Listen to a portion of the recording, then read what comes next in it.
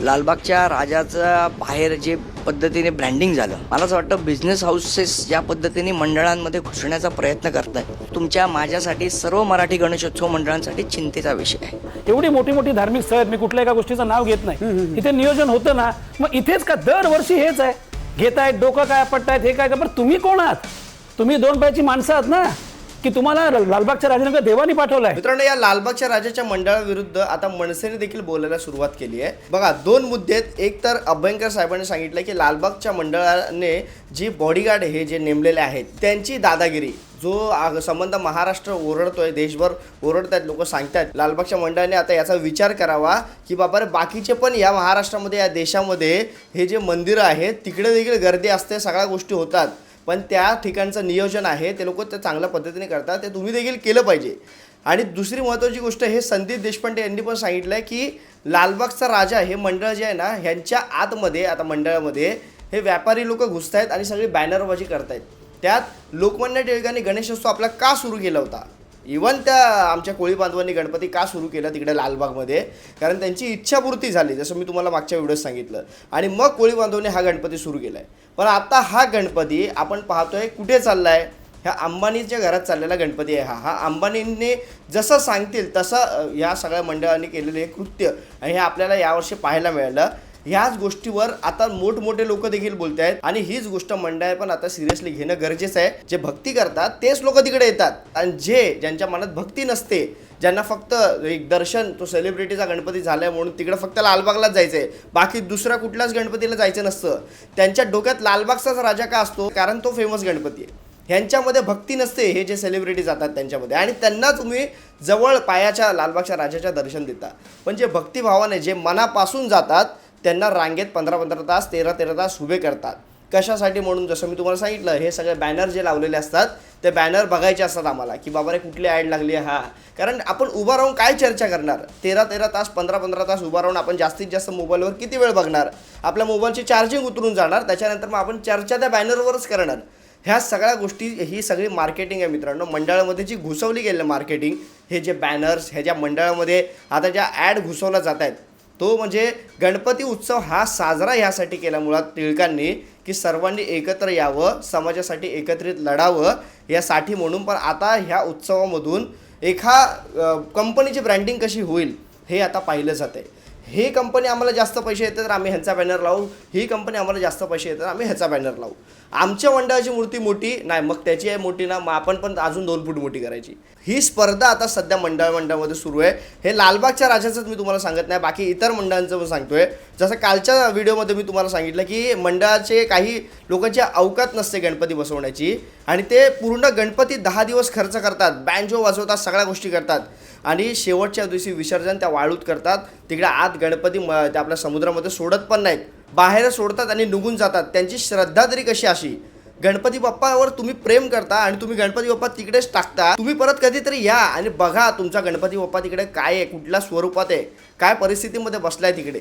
एक आता AIचा एक व्हिडिओ आहे जो गणपती बाप्पाचा, तो आपल्या पार्वती आईकडे जातो आणि पार्वती आई विचारते, तुला एवढं मारलंय कोणी? गणपती बाप्पाला लागलेलं असतं. तेव्हा गणपती बाप्पा माझा बोलतो की बाबा रे, माझी पूजा केली आणि मला तिकडून ढकलून दिलं, मला लागलं. तो व्हिडिओ आहे ना मित्रांनो, पाहताना डोळ्यात चटकन पाणी येतं. आणि मला असं वाटतं हीच गोष्ट आज आपण समाजाने बदलली पाहिजे. समाजाने प्रत्येक गोष्ट परिस्थितीनुसार बदलली पाहिजे, हे अत्यंत गरजेचं आहे. आता ह्या विषयाला धरून अजून एक विषय आहे मित्रांनो, की परिस्थितीनुसार बदलायला हवं. हे मी असं का बोलतोय? कारण टिळकांनी जेव्हा गणेशोत्सव साजरा केला तेव्हा गणपती एवढा मोठ्या प्रमाणात नव्हते, आणि तेव्हा विसर्जन गणपतीचं करणं हे एक बोलतात ना की आता एवढा मोठा समुद्र आहे, त्याच्यामध्ये काही गणपती विसर्जन आपण करू शकतो, पण त्याची एक लिमिट असते. एका कुठल्याही गोष्टीची जी बोलतात ना एक लिमिट असते. आज महाराष्ट्रामध्ये पण आधी लोक राहत होते, पण आता लोकांची लिमिट ती संपलेली आहे, आणि त्याच्यामुळे टिळकांचा जो उद्देश होता गणपती बसवण्याचा तो अत्यंत वेगळा होता. आणि आत्ता जो गणपती बसवण्याचा उद्देश आहे तो मोडूनच काढलेला आहे. लालबागचं राजाचं मंडळ असेल किंवा इतर कुठलंही मंडळ असेल, टिळकांनी गणपती का बसवायला सुरू केला आपण हे बघतच नाहीये. आपण समाजाला एकत्र करण्यासाठी म्हणून गणेशोत्सव साजरा केला, हा मूळ विषयच आपण भरकटून ठेवलाय, बाजूला ठेवलेला आहे. आणि त्याच्यामुळे राजसाहेब व मराठा आरक्षणाबद्दल काय बोलले होते हे तुम्ही बघा. इतक्या गोष्टी या राज्यामध्ये उपलब्ध असताना खरं तर आपल्याला आरक्षणाची गरजच नाहीये महाराष्ट्राला. मी नेहमी सांगत आलो, आपल्या महाराष्ट्रातल्या मुलामुलींना पहिल्यांदा प्राधान्य द्या, 100%. उरल्या तर बाहेरच्यांना बोलवा. बघा आरक्षणाची गरजच नाही असं राजसाहेबांनी का सांगितलंय? कारण बाबा रे ह्या सरकारमध्ये एवढी वचक असली पाहिजे, एवढी धमक असली पाहिजे की माझ्या या महाराष्ट्रामधील प्रत्येक जण हा बेरोजगार न राहिला पाहिजे आणि प्रत्येकाच्या हाताला काम असलं पाहिजे. त्यात मग लोक आरक्षण मागणारच नाहीये. तुम्हाला जर का पोटाला खायला मिळालं, चांगली नोकरी मिळाली तर तुम्हाला आरक्षणाची गरजच नाहीये. आता आरक्षणाची गरज ही भासून देण्याचं काम हे सरकार करते. तुम्ही जरा मागे जाल ना आणि विचार करा की तेव्हा परिस्थिती काय होती जेव्हा आरक्षण या बाकीच्या डॉक्टर बाबासाहेब आंबेडकरांनी बाकीच्यांना आरक्षण जेव्हा दिलं तेव्हा परिस्थिती काय होती? तेव्हा ज्यांना आरक्षण मिळालं ते त्या लेवलला नव्हते. त्या लोकांची आर्थिक परिस्थिती डगमगीची होती. त्या लोकांना समाजामध्ये जी इज्जत मिळायला पाहिजे होती ती इज्जत मिळत नव्हती आणि त्याच्यामुळे म्हणून बाबासाहेबांनी सांगितलं ह्या लोकांना समाजात बोलतात ना त्यांच्या लेवलला उभं राहून काम करता यावं ह्यासाठी सरकारने काही सुविधा दिल्या पाहिजे म्हणून ते आरक्षण दिलं होतं. आणि बाबासाहेबांनी हे पण सांगितलं होतं की मराठा समाजाला देखील आरक्षण द्यावं, पण तेव्हा या मराठा समाजाने आरक्षण घेतलं नव्हतं. हे सगळ्यांना माहिती आहे. पण कसं असतं आता परिस्थिती बदललेली आहे. त्या मराठा समाजाचे जे पूर्वज होते त्यांनी आरक्षण घेतलं नाही कारण त्यांना असं वाटलं होतं की आम्हाला आरक्षणाची कधी गरजच लागणार नाही, कारण त्यांच्यामध्ये तो कॉन्फिडन्स होता. आता परिस्थिती बदलली. आता जर का आपण पाहिलं तर मराठा समाज आरक्षणासाठी लढतीये. कसं असतं ती परिस्थिती जेव्हा होती तेव्हा त्यांच्याकडे सगळ्या गोष्टी होत्या, पण आता ती परिस्थिती नाहीये आणि जशी परिस्थिती असते तसं वागलं पाहिजे. आज जर का आपण पाहिलं तर डॉक्टर बाबासाहेब आंबेडकर जसे एका विशिष्ट समाजाच्या मागे उभे राहिले कारण त्यांना त्या समाजामध्ये ती इज्जत मिळत नव्हती, ते गोष्ट मिळत नव्हते आणि त्यांना या सरकारकडून फायदा मिळावा म्हणून त्यांनी त्या आरक्षणासाठी झटले. आणि त्याचमुळे तुम्ही आरक्षण हे सगळ्यांकडून काढा आणि आर्थिक निकषावर आरक्षण द्या. ह्या ज्या गोष्टी राजसाहेब सांगतात त्या गोष्टी शक्य आहेत आणि लोकांना मग या आरक्षणाच्या ह्याच्यामध्ये फक्त गुंतवून ठेवायचं हे काम फक्त चालू आहे. आरक्षणाच्या नावाखाली फक्त राजकारण करण्याचं काम हे फक्त चालू आहे. राजसाहेब प्रत्येक वेळेला तेच सांगत आले की बाबा रे तुम्ही जर का चांगलं लोकांना हाताला काम दिलं, तुम्ही लोकांना जर का चांगल्या गोष्टी आजूबाजूच्या सुविधा दिल्या तर कोणीच आरक्षण या विषयावर भांडणार नाही. पण परिस्थिती तेव्हा जी होती तेव्हा त्या समाजाला आरक्षण दिलं होतं डॉक्टर बाबासाहेब आंबेडकरांनी. पण आता परिस्थिती वेगळी आहे. परिस्थिती तेव्हा ती होती जेव्हा टिळकांनी गणेशोत्सव साजरा केला आणि तेव्हा त्यांचं विजन एका वेगळ्या पद्धतीचं होतं गणपती बसवण्याचं आणि आत्ताच्या या समाजाचं विजन एका वेगळ्याच पद्धतीचं आहे गणपती बसवण्याचं. आताचं विजन काय आहे? फक्त होर्डिंग, फ्लॅक्स, माझ्या या राजकारण्यांचे फोटो, माझ्या या उद्योजकाचे फोटो, माझे हे बॅनर्स, हेच फक्त वैशिष्ट्य राहिलेत. माझा गणपती मोठा की तुमचा गणपती मोठा ह्यासाठी फक्त गणेशोत्सव साजरा होतोय. आणि त्यात मग आपण पर्यावरणाचा काय कुठला विषय घेत नाही आहे. दुसऱ्या दिवशी मूर्त्या अशाच पडलेल्या असतात. जसं मी कालच्या व्हिडिओमध्ये सांगितलं, समुद्र किनाऱ्यावर मूर्त्या अशाच पडलेल्या असतात, त्याच्यावर आपण बोलत नसतो. एखादा जर त्याच्यावर कोणी बोलला मग त्याला सांगणार की तुला काय कंटेंट नाही का म्हणून हे बोलतोय. हे वर्षानुवर्ष चालत आलंय, मग ते बंद कधी करायचं? मला असं वाटतं ह्या गोष्टींवर ना आपण एका राजकीय दृष्टीने न बघता आपण एक सामाजिक दृष्टिकोन, आपल्या येणाऱ्या पुढची पिढी, आपली मुलं ह्या सगळ्या गोष्टींचा सामना कसा करतील ह्या गोष्टीकडे आपण निडव. राजकारण आहे ना, तुम्ही राजकारण करा, त्या राजकारणाच्या वेगळ्या गोष्टी आहेत, पण ही गोष्ट राजकारणाची नाही आहे. आज आपण POPच्या मूर्त्या बंद केल्या पाहिजे. खरं तर शाडूच्या मूर्त्या चालू केल्या पाहिजे. भले आपला गणेशोत्सव सण हा जो आहे हा मूर्त्या छोट्या बसतील, पण कसं आहे ना मित्रांनो, ह्या मूर्त्या छोट्या बसेल पण आपलं पर्यावरण टिकेल. आपण ज्या सगळ्या आज टिळकांनी सांगा ना, टिळकांनी सांगितलं होतं का की मोठमोठ्या मूर्त्या तुम्ही हे करा म्हणून? तुम्हाला जर का मोठमोठ्या मूर्त्या बसवायच्यात ना POPच्या, बसवा, पण तुमची ती मूर्ती समुद्राच्या आतमध्ये विसर्जित झाली पाहिजे.